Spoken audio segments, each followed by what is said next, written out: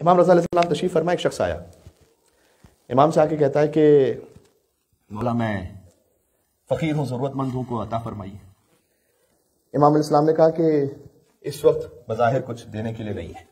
ایسے واقعات بھی ہیں، ہمیشہ فقط یہ نہیں کہ جو امام کے پاس آیا تو امام نے فوراً ہی کوئی معجزہ دکھا کے عطا فرما دیا، اس میں کوئی مصلحت تھی امام کی۔ تو امام نے بس اوقات یہ بھی کہا کہ اس وقت بظاہر کچھ نہیں ہے کہ تمہاری کوئی کمک ہو سکے، بیٹھ گئے ایک طرف۔ ایک اور شخص آیا، اب دیکھیں مصلحت کیا تھی اس جواب میں۔ ایک اور شخص آیا، اس نے کہا مولا آپ کی زیارت کے لیے آیا تھا، آپ کو سلام کرنے کے لیے۔ وہ جو پہلا شخص تھا نا، جب اس نے یہ کہا کہ مولا مجھے کچھ عطا کیجیے، امام کے سامنے ایک تھال تھا جس میں کچھ انگور تھے۔ اس وقت اس کو بھی امام نے یہ کہا کہ یہ انگور لو، تو اس نے یہ کہا تھا کہ مولا میں آپ سے کچھ مدد مانگ رہا ہوں، آپ کہہ رہے ہیں کہ یہ انگور لو۔ اس کا مطلب ہے کہ ابھی لیاقت و ظرفیت نہیں ہے کہ امام کی جانب سے کچھ عطا کو سنبھال سکے۔ اللہ اکبر۔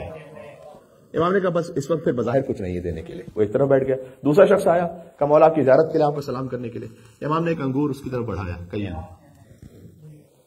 بہت ادب و احترام سے لیا۔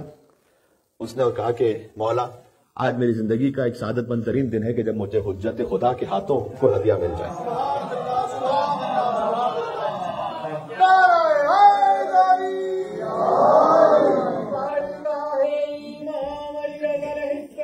سنیے گا، اللہم صلی علی محمد وعلی محمد۔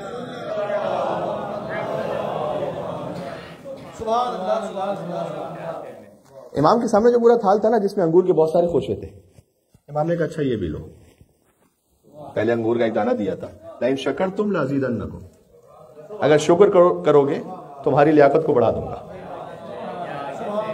اس نے کہا مولا میرے لیے تو وہ ایک انگور کا دانہ ہی بہت تھا کہ میں نے نیت یہ کی تھی کہ میں اسے پانی میں اس کا رس بنا کر اور اس کے پانی کا پورا اہتمام کر کے میں اپنے تمام اہل و عیال کو پلاؤں گا، تو آپ نے تو یہ پورا خوشہ ہی مجھے عطا کر دیا۔ تو امام علیہ السلام نے اپنے غلام کو بلایا کہ کاغذ قلم لے کر آؤ، اور کہا کہ یہ انگور جس درخت کا ہے وہ اس کے نام لکھ دو۔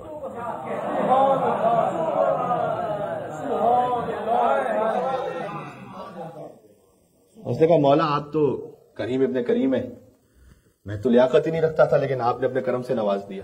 امام نے اپنے غلام سے کہا کہ اس کے نیچے وہ درخت جس باغ کا ہے وہ پورا باغ لکھ دو۔ اب وہ شخص جو بیٹھا ہوا ہے نا پہلا، وہ دیکھ رہا ہے سارا۔ ہوتا ہے نا کبھی کسی کو ایک کے بعد ایک نعمت ملتی رہے تو ہم دیکھتے ہیں کہ یہ کیا ہو رہا ہے۔ وہ مولا کا شکر ادا کر کے چلا گیا۔ وہ شخص جو بیٹھا ہوا تھا اس نے کہا کہ مولا ضرورت تو مجھے تھی، میں آپ سے کہہ رہا تھا کہ میں فقیر ہوں، ضرورت مند ہوں، وہ تو خالی آیا تھا سلام کرنے کے لیے، تو آپ نے ایک انگور، پھر انگور کا خوشہ، پھر درخت، تو پھر پورا باغ اس کو دے دیا۔ امام نے یہ آیت پڑھی اس وقت، کہا تم نے نہیں سنا اللہ سبحانہ وتعالیٰ نے قرآن میں کیا، لئن شکرتم لازیدنکم، اگر شکر کرو گے تو بڑھاؤں گا، تمہاری لیاقت کو بڑھاؤں گا، تمہاری ظرفیت کو بڑھاؤں گا۔ تو نے شکوہ کیا، اللہ نے تیری لیاقت کو ختم کر دیا۔ اس نے شکر کیا، اللہ نے اس کی ظرفیت کو بڑھا دیا۔ یہ نعمت سبحان اللہ۔ اللہم صلی علی